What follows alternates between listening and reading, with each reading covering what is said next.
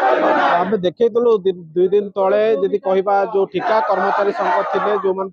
आचार्य हरिहर कम करते दरमा बंद थी कार्य बंद आंदोलन करते जिते गणमाध्यम खबर प्रसारण कर दरमा दि जाव कहला किंतु देखो जदि कह जो प्रतिश्रुति दिखाई जो दरमा पहुंची तो दरमा दि जाए से पुणी आज राति ठंडा काकर राति बसी आप देखिपे कौन भाव में हल्ला बोल कर सीधा सड़क जीवा सागर कथा कौन है आज कौन से पुणी धारणा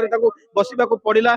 जदि कह आम दुई दिन तले आपको देखु गणमाध्यम बहुत चर्चा होता तो आपण मान दरमा जो बंद थी आप कार्य बंद आंदोलन करते दरमा देव प्रतिश्रुति दिखाई पुणी कौन है आज आप आंदोलन बस आज्ञा काली आमको आमर मैनेजर आसिले क्वेश्चर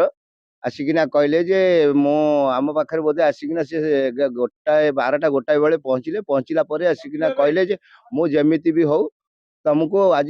देदेवी आज 99% नहीं तो नहीं आउ गोटे परसेंट पे मु काली समय नौची आमर सेटा रही जे दाबी जे आपण गोटे लिखित दिंतु ये जो हाथ में धरची ये हूँ लिखित कॉपी जोटा कि आमर मैनेजर सार सिग्नेचर सहित क्वेस कंपनी स्टाम्प सहित अच्छी सी सेठू कहले ठीक अच्छी तुम उठी जाओ तो सी आसवाई से करने घंटाए समय नहीं कि आमको आसिक 7टा 15 प्रतिश्रुति देला आम उठी जाइलु आम भाविलु जे सी आज आमर सालारीटा पकईदेवे किंतु आम तथापि आमर जेहेतु पेमेंट आसवा लेट हुए 7टा 7:30 हो जाए मेसेज पहुँचवा आम तथापि 8टा जाए समय देलु जे नाई 8टा बेलू जदि न आसो ताले आम सार पुणी बसबू से कहले नाई 8टा भितर पहुँचीज जो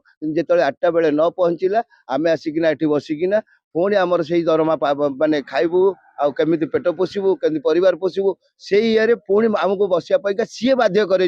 आमर इच्छा ना ये पेसेंट हैरान हूँ आम ये आसी काकर पड़ू आम पेट पोड़ी जाऊँ पेसेंट को कथा चिंता करने आम बेल कई आम कथा आमको चिंता करने ना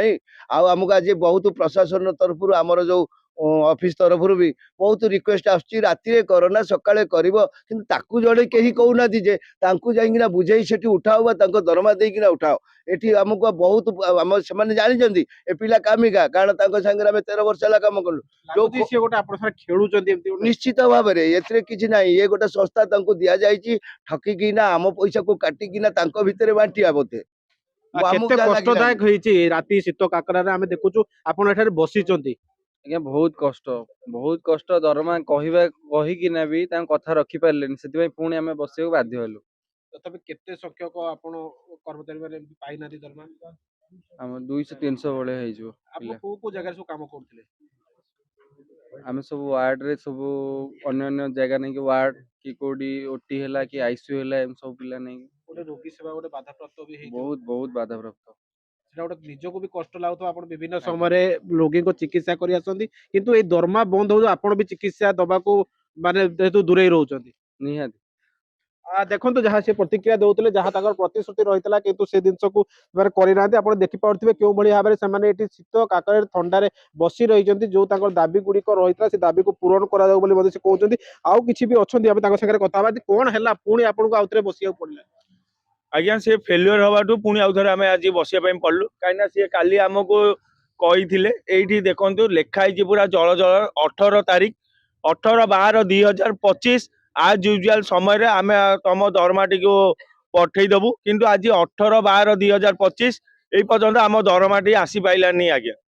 एमती केते दिन एमती बसी रहिबे जेपर्यंत आमको निज आम प्राप्य न मिले आम बसी रही आम भी कौन कहीं प्रशासन हो कहीं आमको साहय करते कहते तुम कहीं बस उठी जाओ कम कर एमती आम धमकी आसूचे आज्ञा आम कौन आम अधिक दरमा जी आम 40-50 ना आम आउरी 15 दिन रही जाता मेडिकल कर्तृपक्ष कहीं किसी कहीं शुणुना खाली कहते कहीं बस उठी जातु उठी जाओ कम कर लगुच गोटे प्रेसर दिया पिला उठे दिया सेटा भी होता है आम तो जान भर आम आज्ञा ग्रुप डी आम आसलु कम कलु मास दरमा नहीं आम घर पिला छुआ चलू एत भर आम कौन सी कहते मत पैसा देनी सी कहते मत पैसा मिलनी आम ये सब आम बुझा दरकार नहीं आमको आम प्राप्य दरकार आम आज्ञा से आसुचु घर द्वार छाड़ी कर्म करके आम जाऊँ आज्ञा ये जो पर्यटन न मिली बसबे काली भी जब कहते देवे आम काली पर्यटन बसबू कारण ये लेखा आमको देखिए ठकी ये लेखा निज स्टाम्प मारी ठकी आज देवार आज देना आम कौन विश्वास उठीजु काली आम बसबू टंका पाइले कम को जीवु आम भाविचु काली से कुएस ऑफिस आम ताला भी पकड़ा भावी